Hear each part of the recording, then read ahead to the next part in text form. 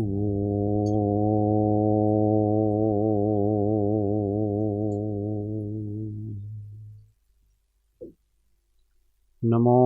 अरिहन्ताणं नमो सिद्धाणं नमो आयर्याणं नमो उवज्जायाणं नमो लोये सव्वसाहुणं तेसो पञ्चणमुकारो सव्वपावपणासण मङ्गलाणं च सव्वेसिं पडमं हवै मङ्गलम्।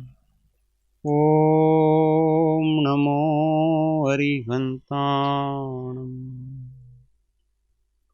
महादेव्या कुक्षिरत्नं शब्दजेतर्वात्मजं राजचन्द्रमहं वन्दे तत्त्वलोचनदायकं प्रभुतत्त्वलोचनदायकम्। परात्पर गुरुवे नमः। परम्पराचार्य गुरुवे नमः। परम गुरुवे नमः। साक्षात् प्रत्यक्ष सद्गुरुवे नमो नमः। अनंत अनंत भाव भेद थी भरेली भली अनंत अनंत नाय निक्षेपे व्याख्यानी छे सकल जगत गीत कारिणी हारिणी मोह तारिणी भवाब्धि मोक्ष चारिणी प्रमाणी छे उपमा आप्यानी जेने तमारा खवीते व्यर्थ आपवाथी निज मति मपाई में मानी छे अहो राज चंद्र बाळ ख्याल नथी पामताय जिनेश्वर तणी वाणी जाणी तेणे जाणी छे गुरुराज तणी वाणी जाणी तेणे जाणी छे।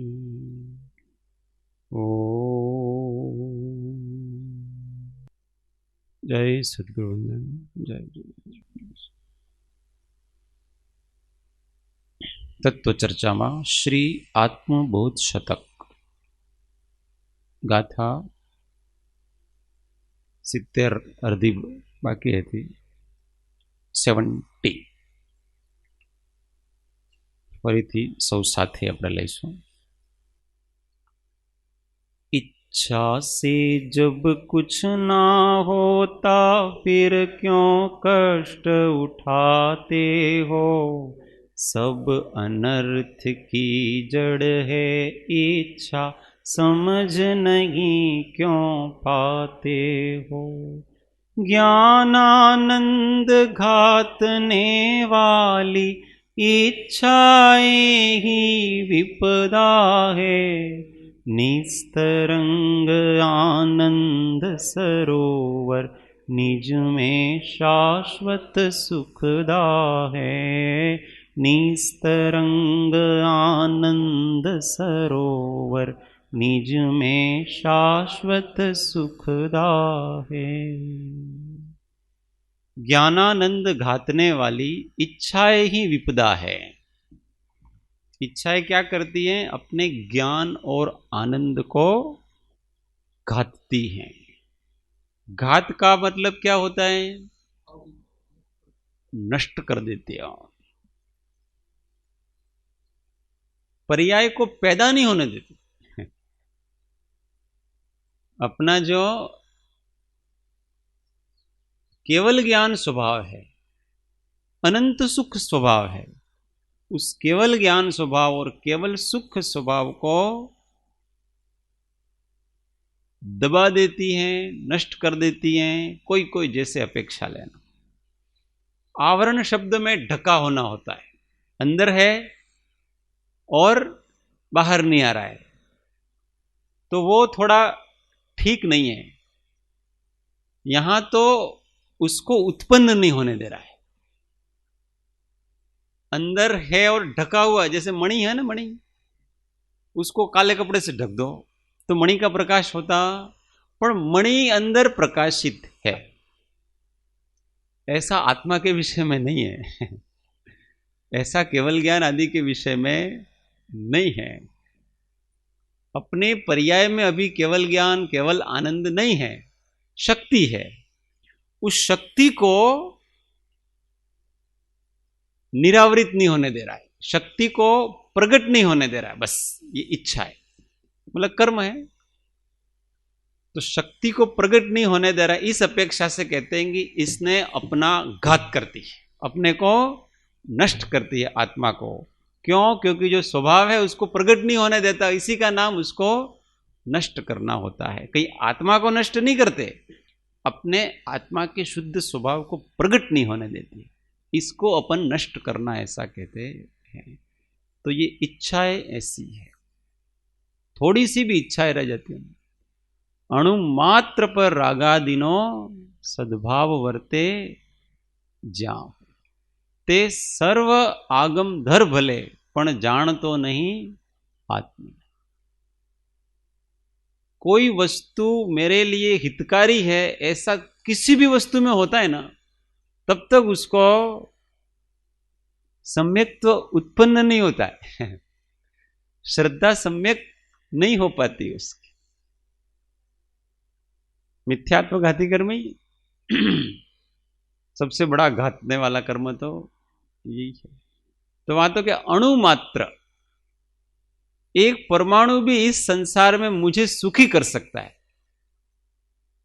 मेरे लिए हितकारी है, ऐसा परद्रव्य के प्रति अगर ऐसी बुद्धि है तो वो बुद्धि अपने आत्मज्ञान को प्रकट नहीं होने देती। राग करो इसमें कोई दिक्कत नहीं है, राग तो होता है, पर वो राग है वो ठीक है। इस प्रकार की जो बुद्धि है, वो बुद्धि है वो आत्मज्ञान नहीं होने देती है। आत्मज्ञान होने के बाद भी राग तो होता ही है, प्रेम तो होता है, पर ऐसी बुद्धि नहीं होती है कि ये मेरे लिए हितकारी। अपने शिष्य, अपना घर, अपना परिवार, अपना पुण्य बल, सुख सुविधा की सामग्री, मान सम्मान, ये सब मेरे लिए हितकारी है, ऐसी बुद्धि पैदा होती नहीं। और ऐसी बुद्धि पैदा हो गई तो समझना कि वो मिथ्या दृष्टि हो जाता। इसलिए अपने स्वभाव को घातती, इसलिए विपदा है। इच्छाएं ही विपदा है, और कोई विपदा नहीं है, दूसरी कोई आपत्ति नहीं है। ये कोरोना आपत्ति नहीं है।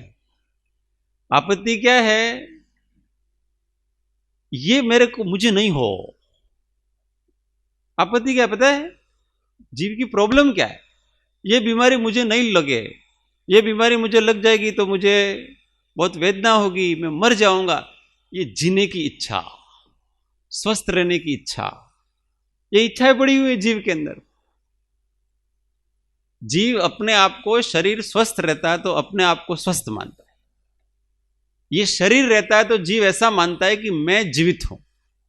ये मिथ्या धारणाएं पड़ी हुई, इस मिथ्या धारणाओं के कारण से उसकी मिथ्या वांछाएं पैदा होती, और उस मिथ्या वांछाओं से फिर ये विपदाएं लगती हैं। जो विपदा नहीं है वो विपदा, वास्तव में विपदा क्या है? वांछा, जीने की इच्छा है वो विपदा है। शरीर हमेशा स्वस्थ बना रहे ऐसी जो इच्छा है वो विपदा है। जिसको ये इच्छाएं नहीं है उसकी कोई विपदा। उसको कृपाणु देव ने क्या कहा? महापात्रते मार्ग नहीं तृष्णा जीव्यातणी, मरण योग नहीं क्षोभ, महापात्रते मार्ग ना परम योग जित लो। नहीं तृष्णा जीव्यातणी, जीने की कोई इच्छा नहीं है, मरण योग नहीं क्षोभ, अगर मरण का योग आए तो कोई क्षोभ नहीं है, शांति है।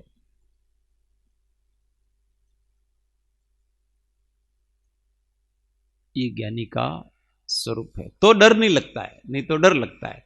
इच्छाएं हैं वो ही दुख का कारण है, वो ही विपदाएं हैं। सामने कोई विपदा है ही नहीं, उससे बचने की इच्छा है, वो विपदा है आपकी। सामने शेर आया, वो विपदा नहीं है। विपदा ये है कि उस शेर से, वो शेर मेरे को खाए नहीं, मैं जीवित रहूं, इस प्रकार का वो मैं मर जाऊंगा, ये डर। जीने की इच्छा है, ये सब है। और जिसको जीने की इच्छा नहीं है, उसके सामने शेर आए, उसके सामने सांप आए, उसके घर में लुटेरे आए, उसको क्या, अब क्या ले जाओगे मेरा?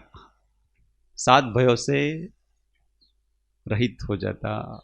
और रक्षा भय नहीं, अगुप्ति भय नहीं, वेदना भेद नहीं, तो फिर मृत्यु का भय भी नहीं, अकस्मात भय भी नहीं। ये लोग परलोक का तो हो ही नहीं सकता। ऐसा देखो, चिंतन करे अपन ने कि जिस चैतन्य के अंदर इस लोक का भय नहीं, परलोक का भय नहीं, वेदना का भय नहीं, अरक्षा का भय नहीं, अगुप्ति का भय नहीं, मरण का भय नहीं, अकस्मात कोई भय नहीं, उस चेतना की दशा विचारो, उस आत्मा की दशा विचारो कि वो कैसा होगा, वो कैसे जीता होगा, वो कितने आनंद में जीता होगा दिन भर 24 घंटे, जिनको 7 भयों में से एक भी भय नहीं, निशंक है, हर समय 24 घंटे आनंद में है।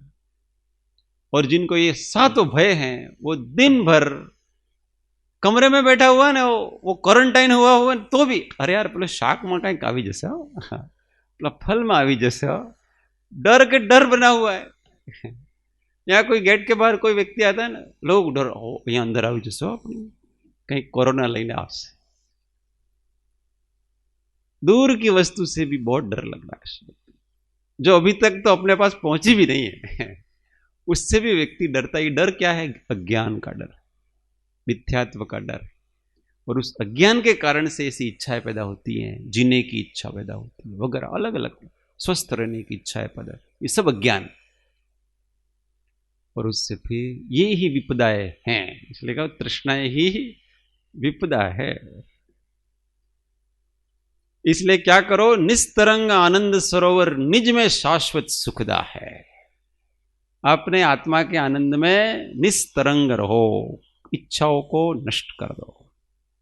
निस्तरंग चैतन्य प्रतपना तप, ऐसा तप की व्याख्या अमृतचंद्र महाराज के, जहां इच्छाएं, समस्त इच्छाएं नष्ट हो जाती हैं और आत्मा निस्तरंग हो जाता है, क्षोभ रहित हो जाता है, उसी का नाम तप है। अपने में तपता है वो व्यक्ति, उसी का नाम शोभायमान होता है, सुवर्ण की तरह खिला हुआ रहता है। जैसे सुवर्ण की जो कांति है, वो कांति आप 1000 साल तक कीचड़ में डाल के रखो तो भी उसकी कांति नष्ट नहीं होती। ऐसे जो भेद ज्ञानी है, सम्यक दृष्टि जीव है, उसकी कांति, उसका तेज, उसका उत्साह, वो कभी भंग नहीं होता, हमेशा एक जैसा प्रसन्न चित्त रहता है। निज में शाश्वत सुखदा। आगे 71 एक एक लेटी झलवानी। परिजन मित्र समाज देश हित बहुत व्यवस्थाएं करते। परिजन मित्र समाज देश हित बहुत व्यवस्थाएं करते। अस्त व्यस्त निज रही चेतना आत्म व्यवस्था कब करते। अस्त व्यस्त निज रही चेतना आत्म व्यवस्था कब करते। चेतन प्यारे निज की सुध लो, बाहर में कुछ इष्ट नहीं। चेतन प्यारे निज की सुध लो, बाहर में कुछ इष्ट नहीं। नंत काल से जान बूझ कर विष को पीना ठीक नहीं। नंत काल से जान बूझ कर विष को पीना ठीक नहीं। परिजन मित्र समाज देश हित बहुत व्यवस्थाएं करते। अस्त व्यस्त निज रही चेतना आत्म व्यवस्था कब कर। चेतन प्यारे निज की सुध लो बाहर में कुछ इष्ट नहीं। नंत काल से जान बूझ कर विष को पीना ठीक नहीं।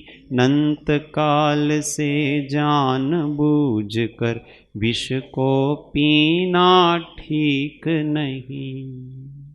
खूब सुंदर बात की। परिजन मित्र समाज देश हित बहुत व्यवस्थाएं करते हैं। बहुत व्यवस्थाएं अपन करते हैं घर परिवार के लिए। अपना घर अच्छी तरह से चले इसके लिए अच्छा घर बनाएंगे, अच्छे परिवार को सेट करेंगे, सुख सुविधाएं की सारी सामग्रियां उसमें व्यवस्थित करेंगे। समाज की भी चिंता करते हैं, देश की भी चिंता करते हैं। पर इस जीव ने अनादिकाल से अपने परिवार की चिंता नहीं की। देखा ही नहीं, उसको पता ही नहीं है कि अपना भी कोई एक परिवार है। दूसरों की तरफ देखता देखता ऐसा अंधा हो गया व्यक्ति कि अपने परिवार को देख ही नहीं पाया। अपना परिवार कैसा है पता?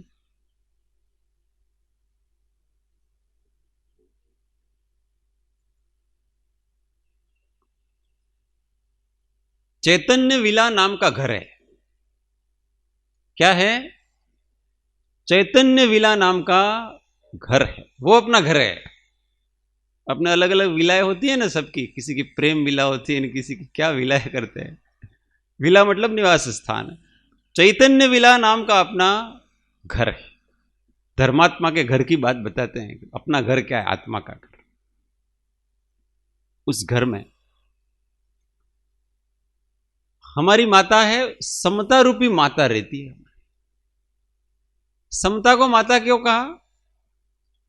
क्योंकि जिसकी गोद में जाकर के बालक निश्चिंत हो जाता है, निर्भय हो जाता है, सुखी हो जाता है, तो हम जिसकी गोद में जाकर के, जिसकी शरण में जाकर के हम निश्चिंत निर्भय हो जाते हैं। समता की शरण में जब जाओ तब हम निर्भय हो जाते हैं। वो हमारे लिए मां है।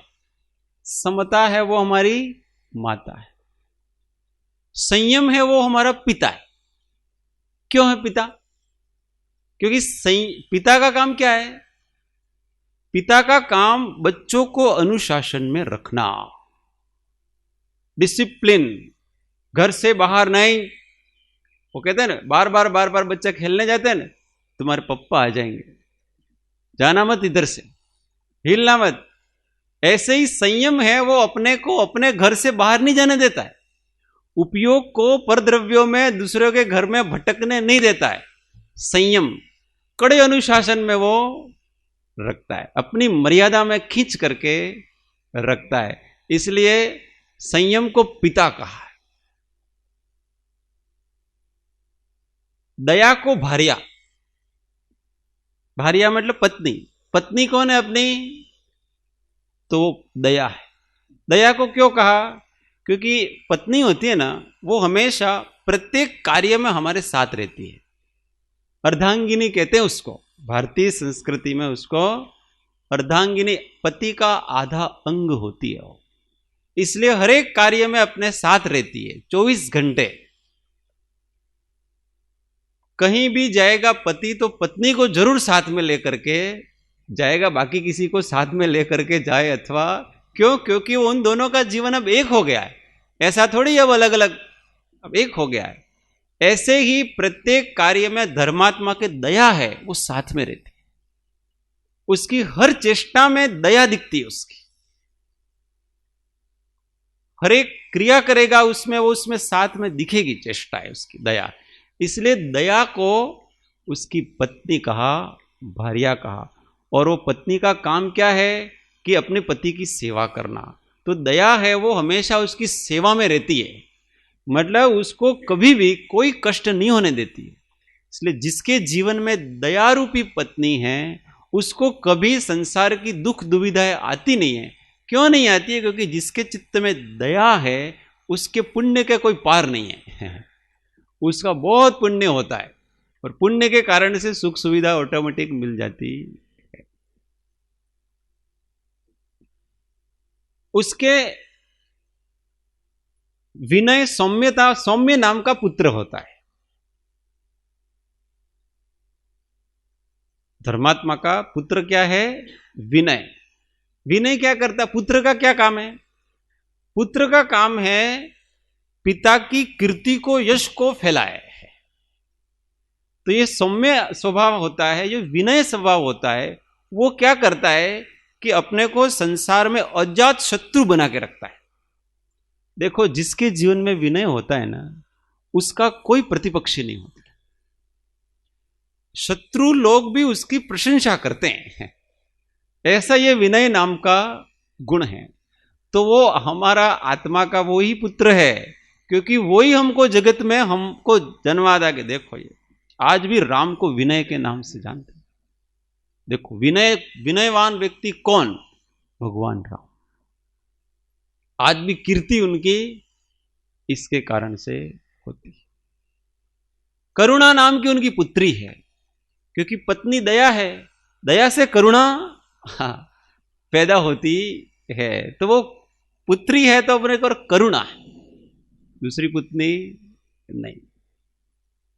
क्योंकि करुणा क्या करती है? अंतःकरण को हमेशा, जैसे पुत्री होती है ना, उसके मन में हमेशा माता पिता के प्रति एक विशिष्ट प्रकार का भिगा हुआ हृदय रहता है उसका।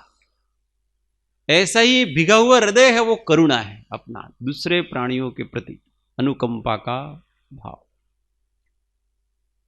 विवेक नाम का बंधु है उसके। हमारा बंधु कौन है? विवेक बंधु है। क्योंकि विवेक का काम क्या है? हर समय क्या करना चाहिए, क्या नहीं करना चाहिए, ये सब जागृति रखा है। तो हमारे जो बंधु होते हैं, हमारे भाई होते हैं, वो यही तो करते हैं कि भाई देखो, इस काम में मत पड़ना हो, ये अपने लिए बराबर नहीं है। अपने खानदान में, अपने परिवार में ऐसे काम होते नहीं है, ये नहीं करना चाहिए, बचाता है। तो क्या अच्छा है, क्या बुरा है, वो सब अपने को विवेक कराने वाला। तो विवेक ही हमारा बंधु। वैराग्य हमारा मित्र है। मित्र का काम क्या है? मित्र का काम अपने को मुसीबत में फंसने नहीं देना, आपत्ति में फंसने नहीं देना। तो ये जो वैराग्य अनासक्त भाव है वो हमको किसी भी परद्रव्य में फंसने ही नहीं देता है, अलिप्त रखता है वो हमेशा। इसलिए अपना सच्चा मित्र तो वही है, क्योंकि जो मुसीबतों में डाले वो मित्र काहे का, इसलिए वो किंचित भी मुसीबत में डालता नहीं। इसलिए हमारा सच्चा मित्र है जो मुसीबतों से हमें सावधान रख। देखो भाई, इसमें फंसना नहीं, ये परद्रव्य है, इससे मोह उत्पन्न होगा और ये तारा सारा धन लूट ले जाएगा, इसलिए यहां सावधान। चलो चलो, यहां रुकना नहीं। जैसे सच्चा मित्र होता है ना, 4 मित्र, इसमें एक सच्चा मित्र और 3 ऐसे हो, तो वो 3 क्या करेंगे?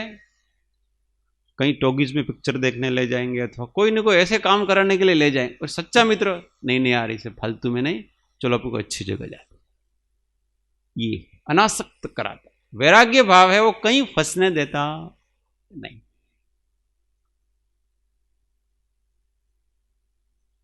उस आत्मा के, धर्मात्मा के चैतन्य विला नाम का घर है। उस घर में देव शास्त्र गुरु की भक्ति रूप उसका आंगन है। आंगन को भक्ति कहा। क्यों भक्ति कहा?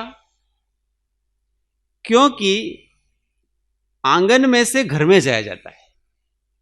यह घर में जाने की प्रस्तावना है, घर में जाने की भूमिका है। जिसको चैतन्य विला में प्रवेश करना होगा उसको पहले देव शास्त्र गुरु के आंगन में आपको भक्ति से नाचना होगा, उसकी भक्ति से पूर्ण हृदय होना होगा, तो भक्तिपूर्ण हृदय है वही हमारा आंगन है, हमारे घर का आंगन है। और ऐसा थोड़ी है कि आप आंगन में पैर नहीं रखो और सीधे घर में पैर रखो, ऐसा तो होना, पहले आपको आंगन में जाना ही पड़ेगा। तो यही हमारे घर का देव शास्त्र गुरु की भक्ति है, वही हमारा आंगन है। आजकल तो वो बिल्डिंगें बन गई ना, तो आंगन तो होता ही नहीं है, भौतिक रूप से भी आंगन खत्म हो गया। और उस घर में के पिछवाड़े में शील रूपी बगीचा है। हमारे आत्मा का बाग कौन सा है? शील रूपी बगीचा है। शील किसे कहते हैं? जहां अनेक प्रकार के गुण खिले होते हैं उसको शील कहते हैं। लज्जा भी है, दया भी है, करुणा ने, सब अलग अलग प्रकार से। उस शील रूपी बाग में मैत्री, प्रमोद, करुणा, मध्यस्थता इत्यादि अच्छे अच्छे सुगंधित फूल खिले हुए हैं। इस आत्मा रूपी बाग में ऐसे फूल खिले हुए हैं। और उस फूल के, उन फूलों पर, उन वृक्षों पर, बहुत सारे वृक्ष हैं, उसमें आत्मानुभूति रूपी फल लगे हुए हैं। फल क्या है उनके? आत्मानुभूति, आनंद रूपी आम के फल लगे हुए हैं। और वो खाता रहता है, खाता रहता है, रोज खाता है। वहां पर आदरा बैठता नहीं है ऐसा अपना ही आदरा बैठ जाता है, पर वहां आदरा बैठता नहीं। वहां तो हमेशा 24 घंटे, और 24 घंटे 365 दिन आम खाओ आत्मा ने। ऐसा हमारा परिवार है, ऐसा हमारा घर है, ऐसे हमारे घर के बाग बगीचे हैं। परंतु आज तक इस जीव ने इसके ऊपर ध्यान दिया नहीं, बस अलग अलग प्रकार के बाहर के बाग बगीचे लगाने में लगा हुआ है, अपनी बिल्डिंगें लगाने में दुखी हो रहा है। ये व्यवस्थाएं तो खूब करी, पर अपने निज घर में कभी नहीं। हम तो कबहू न निज घर आए, हम तो कबहू न निज घर आए। पर घर फिरत बहुत दिन बीते, नाम अनेक धराए। हम तो कबहू न निज घर आए, हम तो कबहू न निज घर आए। जीव को ऐसा लगे कि मेरे भीतर के जो ये भाव है ना, ये मैं हूं और ये मेरे हैं, इसका नाम आत्मश्रद्धान है। जितना जितना क्षमा भाव है वो मैं हूं, वो मेरा है। जितना जितना विनय भाव है वो मैं हूं, वो मेरा है। जितना वैराग है वो मैं हूं, वो मेरा है। जितना संयम है वो मैं हूं, वो मेरा है। जितनी निस्पृहता है वो मैं हूं, वो मेरा है। जितना जितना ब्रह्मचर्य भाव है वो मैं हूं, वो मेरा है। जितना जितना तप भाव है वो मैं हूं, वो मेरा है। जितना जितना त्याग भाव है वो मैं हूं और वो मेरा है।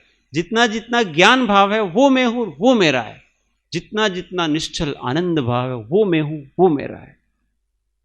ये भावों की दुनिया है, और वो ही मेरा परिवार है, वो ही मेरा संसार, वो ही चैतन्य विला है। वो इसी में विचरण करता है, और इसमें प्रत्येक भाव है वो परम आनंद को देने वाला है। पर भावों पर तो अपने देश की तरफ कुछ भी नहीं है, विदेशों में बहुत गया। अब कहते हैं अपने द्वेष में आओ। सब चलो गुरु के देश, प्रेमी वेश में मंडल सारा। वहां बरसे अमृत धारा, वहां बरसे अमृत धारा। ये गुरु का देश है, वही अपना देश। प्रयत्न करें हम धीमे धीमे अपने देश में जाए। प्रदेश में तो खूब घूम ले, अभी भी प्रदेश में घूमने की इच्छा कम होती नहीं है। तो कहते हैं अस्त व्यस्त निज रही चेतना, आत्म व्यवस्थाएं कब करते। ये आत्म व्यवस्था है अभी जो बताई ना, इस अपने परिवार को एकजुट करो। वो कृष्ण महाराज दूत बन के जाते हैं धृतराष्ट्र के पास। धृतराष्ट्र को कहते हैं कि तुम्हारा परिवार में 105 पुत्र हैं तुम्हारे, तुम 100 ही क्यों मानते हो? और जब 105 तुम्हारे हो जाएंगे तो इस सृष्टि में, इस विश्व में कौन है जो तुम्हारा विरोध करने के लिए आंख उठाएगा? तो अपने परिवार को इकट्ठा करो, ऐसा कहते हैं। परंतु वो पांडव उसको अपने नहीं लगते हैं, उनको वो दुर्योधन, वो क्रूर लोग ही अपने लगते हैं। ऐसे ही इस आत्मा को ये कौरव अच्छे लगते हैं। काम, क्रोध, लोभ, मोह, मद, माया, मत्सर, आरंभ, परिग्रह, मोह, शोक, विषय, ये सब कौरव हैं। यही अच्छे लगते हैं धृतराष्ट्र को, क्योंकि अज्ञानी जीव का नाम ही धृतराष्ट्र है। वही धृतराष्ट्र, उसको वही अच्छे लगते हैं। पांडव अच्छे नहीं लगते। प्रेम, करुणा, वात्सल्य, दया, तप, त्याग, वैराग, भक्ति, ये पांडव है। ये नहीं चाहिए। वो दुर्योधन तो ये कहता है पांडव और कौरव एक जगह इस पृथ्वी पर नहीं रह सकते। जब तक पांडव है तब तक मैं सुखी नहीं रह सकता। तो सही बात है उसकी। जहां काम है वहां राम कहां से रहेगा? जहां काम तहां राम नहीं, जहां राम नहीं तहां काम। दोनों मिलत नहीं, दिन रजनी एक ठाम। कभी मिलेंगे नहीं, ऐसा ही ये है। भगाएंगे जैसे जैसे हमारे ज्ञान आएगा, अज्ञान अपने आप चला जाएगा। शांति आएगी, क्रोध अपने आप चला जाएगा। अपने परिवार की ओर दृष्टि करते ही ये सब दूसरे अपने ऊपर घुसपैठ कर रखा है ना दूसरे लोगों ने, वो सब चले जाएंगे। पहले अंग्रेजों ने घुसपैठ कर रखा था तो अपने आंदोलन किया, अपनों ने आंदोलन किया, सब भगा दिया अपने। ऐसे अपने को आंदोलन करना है, आत्मा का आंदोलन, आत्म क्रांति। उसके लिए तो गांधी अपने को ही बनना है, सुभाष अपने को ही बनना है, और भगत सिंह अपने को ही बनना है। कुर्बानियां अपने को ही देनी है। कभी विचारें इस चीज पर तो हमारी आत्म क्रांति करनी है। देश के लिए बहुत क्रांतिकारी हुए, बहुत क्रांतियां कर ली, पर जब तक आत्म क्रांति नहीं होगी तब तक ऐसी गुलामियां मिलती रहेगी। चार गतियों में जहां जाएंगे वहां गुलामी अपने को करनी पड़ेगी।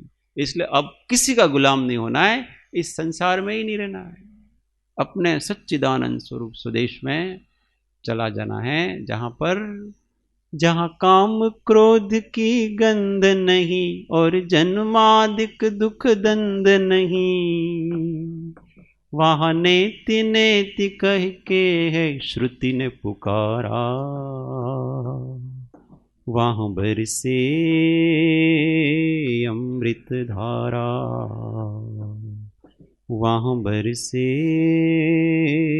अमृत धारा। वहां जाएंगे अपन। आगे कहते हैं चेतन प्यारे निज की सुध लो, बाहर में कुछ इष्ट नहीं, अपनी सुध, बाहर में कुछ भी इष्ट नहीं, अपने देश में वही अच्छा है। विदेश के भोग कितने भी अच्छे हो हमको अच्छे नहीं चाहिए। हमारे देश की सूखी रोटी भी हमको पसंद है, सूखी रूखी खाएंगे, अपने देश के गुण गाएंगे। ऐसे अपने को बाहर का भोग आदि नहीं मिले, साधन सुविधा कम हो, पर आत्मा की साधना करेंगे, अपने गुणों का विकास करेंगे। भले थोड़ी सुख सुविधाएं कम हो तो चले गए, घर में बहुत सुविधा होती है, आश्रम में कम है, तो भी हम रहेंगे यहाँ, क्योंकि यहाँ हमारे आत्मा का विकास होता। वैसे यहाँ भी तो अब कोई कम सुविधा है नहीं, सब जगह वो आदत पड़ी हुई है ना व्यक्ति का। तो जो परिसव मतलब संवर का स्थान है उसको जीव आश्रव का स्थान बना लेता है, जहां पर हमको जाकर के कर्म से मुक्त होना है, वहां से कर्म युक्त होने की साधन सामग्रियां जुटा लेता है व्यक्ति। अब क्या किया जाए?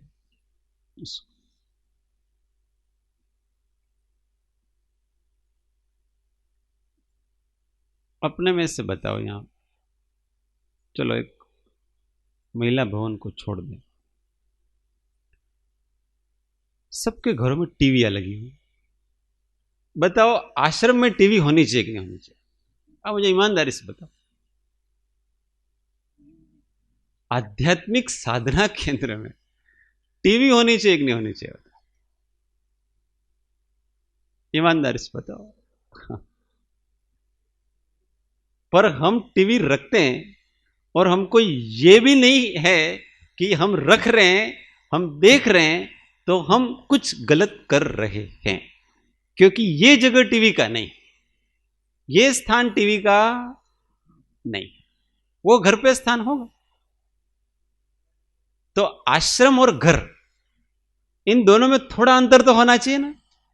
देखो अपने यहां हम कठिनाइयों में, यहां हम जो सब इच्छाएं पूरी, घर पूरी करता है, घर में जो इच्छा होती है ना वो सब पूरी हो जाती है, परंतु आश्रम में भी वो सारी इच्छाएं पूरी हो गई। तो बताओ घर और आश्रम दोनों में अंतर बताओ, क्या अंतर? इसलिए मुझे ये ना बड़ा घर लगता है, बड़ी फैमिली, बड़ा सब कुछ है, क्योंकि यहां वो सब कुछ है जो कि एक घर में होता है। सावधान रहना, कड़वी है, बातें कड़वी हैं, परंतु मीठा मीठा हर कोई पीवे, कड़वा न पीवे कोई, जो कोई कड़वा कड़वा पीवे तो, जो कोई कड़वा कड़वा पीवे तो, सबसे मीठा होई, जो कोई पी ले अमर हो जाए, जो कोई पी ले अमर हो जाए। राम रस ऐसो है मेरे भाई, जो कोई पी ले अमर हो जाए। अभी ऐसे साधना केंद्र भी हैं जहां पर टीवी नहीं होती, जहां पर आपको ऐसी लगन नहीं देते, फिर भी यही व्यक्ति वहीं जाके साधना करता है और यही व्यक्ति वहां के गुण गाएगा। क्या घणो सारू, चाल टीवी ने रखवा दे, ऐसे ही नहीं चलावा दे, ત્યાં ટાઈમ ટુ ટાઈમ 4 વાગે આવવાનું તમારે, એટલી अनुशासन એવું છે। वही बात यहां करे, તમે સવારે 5 વાગે आओ, यहां नहीं करेगा। जहां वो कड़क अनुशासन है तो अनुशासन में सब अनुशासन में ढल जाता है, और जहां ढिलाई होती है वहां व्यक्ति ढिलाई में ढलता है। जहां पहले से ही हम ढील देते हैं तो वो ढील होने की आदत, આપણે કોબા જઈએ ને તો બધું ચાલશે, કોબામાં બધું ચાલશે, બીજી જગ્યા નહીં ચાલે ભાઈ। આપણે બીજી જગ્યાએ છીએ ને, અહીંયા તો આપણે બરાબર ડિસિપ્લિનમાં રહેવું પડે, કેમ કે એમને એવું જ છે, આપણે ડિસિપ્લિન આ તો કાઢી મૂકશે આપણને। और यहाँ तो बहुत प्रेम करते हैं, कोई कुछ कहने वाला नहीं है। पहले साहिब जी भी कुछ नहीं कहते थे, अभी बेंच रही है उनके पास चले जाएंगे, कुछ नहीं कहेंगे, बहुत करुणा वाले हैं। और भी कुछ है, तो ऐसे नहीं चलता भाई, ऐसे साधकों का विकास होता। यहाँ तो गांधी की तरह होना चाहिए। गांधी जी आश्रम में कैसा अनुशासन कर, उनकी कस्तूरबा को भी आगे पीछे नहीं होने दे, वो दूसरों के अधिकार तुम भी नहीं छीन सकती। बहुत कठोर जीवन होता है आश्रम, वहीं से व्यक्ति निखरता है। हाँ, सो को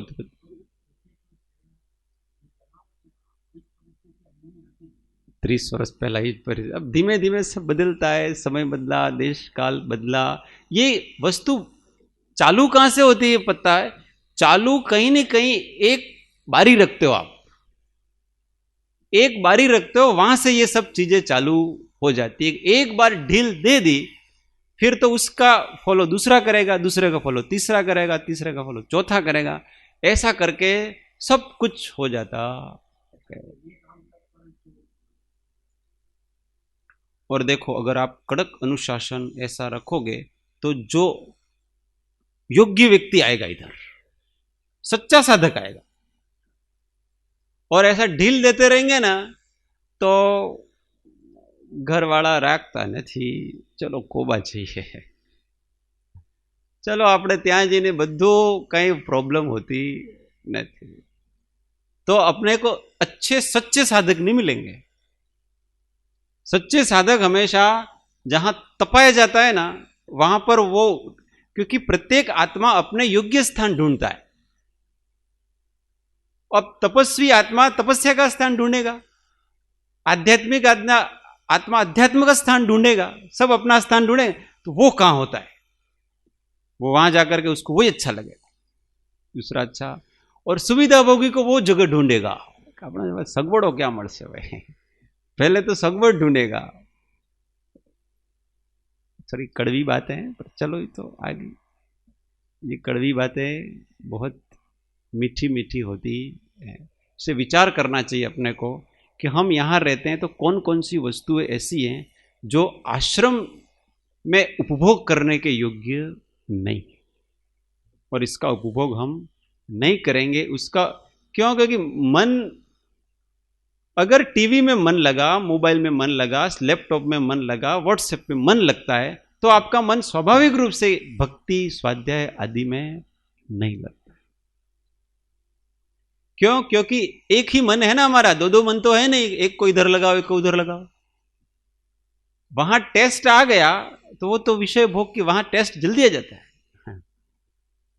वो टेस्ट आ गया तो यहां का टेस्ट खत्म हो गया।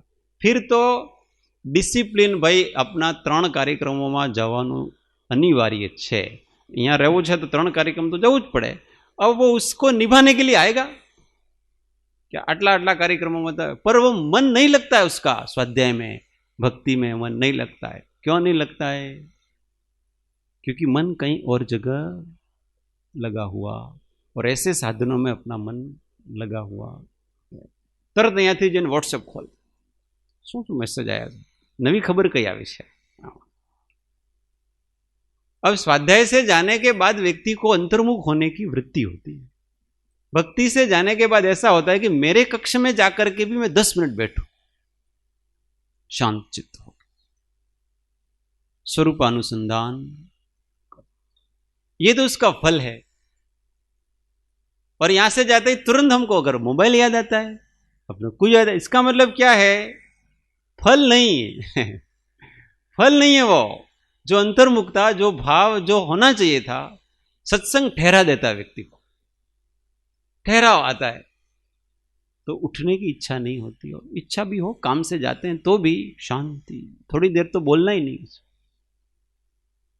धीमे धीमे थोड़ा थोड़ा थोड़ा थोड़ा बहिर्मुख होता जाता है। पर तुरंत मोबाइल का बटन दबाओगे तुरंत बहिर्मुख हो गए, यह तो छूटे कब और वो काम करे कब।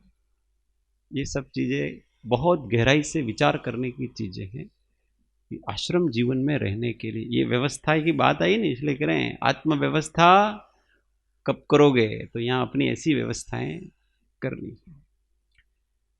नंत काल में जानबूझकर विष को पीना, चेतन प्यारे निज की सुध लो, बाहर में कुछ इष्ट नहीं। नंत काल में जानबूझकर विष को पीना ठीक नहीं। हम दुनिया में कहीं भी चले जाएं ना, परंतु जब तक हम अपने भीतर रहना नहीं सीखेंगे तब तक सब जगह अपने योग्य व्यक्ति मिल जाते हैं, अपने योग्य साधन मिल जाते हैं रुचि के अनुसार। यहां भी आश्रम में भी अपने को अपने योग्य बातें करने वाले, निंदा करने वाले, गपशप करने वाले लोग मिल जाएंगे। अगर जिसकी रुचि है ना उसको वैसे ही मिल जाएगा व्यक्ति, यहां सब चीजें मिल जाएगी। क्यों? क्योंकि जैसी रुचि होती है वैसा उसका थोड़ा उदय होता था, ऐसा इस प्रकार से मिल जाता है। वो कहीं भी जाएंगे मिल जाएंगे। इसलिए अपने परिवार में रहने का अभ्यास करना। अब मुझे कहाँ जीना है, किसके साथ जीना है, तो अब मुझे अपने ज्ञान के साथ, अपने विवेक के साथ, अपने वैराग्य के साथ, अपने समता के साथ, अपने संयम के साथ, अपने त्याग के साथ, अपने तप के साथ, इनके साथ ही जीना है। यही मेरा परिवार है और कोई मेरा परिवार नहीं। बस इसको नहीं भूलूं मैं, इसकी व्यवस्था पहले, बाद में इस शरीर आदि की व्यवस्था, इसको, इन भावों को संभालते संभालते बाकी सब करेंगे। अपने परिवार को संभालते संभालते हम दूसरों की सेवा करते कि नहीं करते हैं? कि भाई अपने परिवार को भी संभाल करेंगे और फिर दूसरे की भी, पड़ोस की भी करेंगे, पर अपने को तो संभाल नहीं रहा है और दूसरे की करने जा रहा है। लोग निंदा करते हैं, लोक में ऐसा हो। महात्मा गांधी के विषय बहुत ऐसा कहते हैं, अपने परिवार को उन्होंने संभाला नहीं, अब अपने बच्चे बिगड़ेल हो गए सारे। क्योंकि समय देना चाहिए था, वह समय वो नहीं दे पाए परमार्थ के काम के कारण से। ऐसे ही ये तो दृष्टांत है, वो बिगड़ना है तो बिगड़ेंगे, क्या करो, वो भी क्या करे, परंतु ये तो दृष्टांत है। ऐसे ही हम अपना जो फैमिली है, अपने जो ये पवित्र भाव है, अपने जो गुण हैं, उनको ज्यादा समय दें और वो बने रहें ऐसे प्रकार से दूसरों को करते रहें, वो भंग नहीं होना चाहिए। हमारी शांति, हमारी क्षमा, हमारा तप, हमारा त्याग, हमारा संयम, हमारी मैत्री, हमारी करुणा, हमारा प्रमोद, हमारी मध्यस्थता, हमारी सरलता, ये नष्ट नहीं हो, ऐसे दूसरों का सब करते रहना। ऐसे शरीर के प्रति रखना, ऐसे ही दूसरों के प्रति रखना, सब काम ऐसे करना कि ये नष्ट नहीं हो हमारे, इनको बचा बचा कर अपन चलते। यही परम ज्ञान है।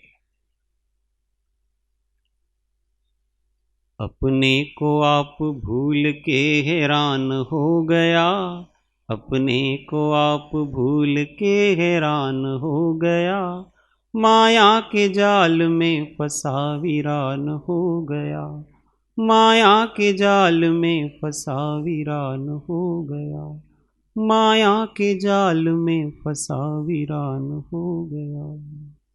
सद्गुरु परम कृपाणु त्रिलोकनाथ की जय, सब संतन की जय। आनंद घन ओ।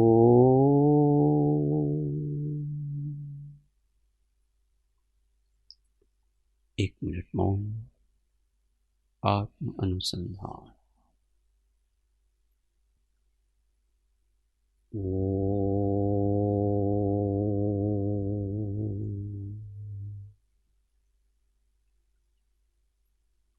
जय सद्गुरु।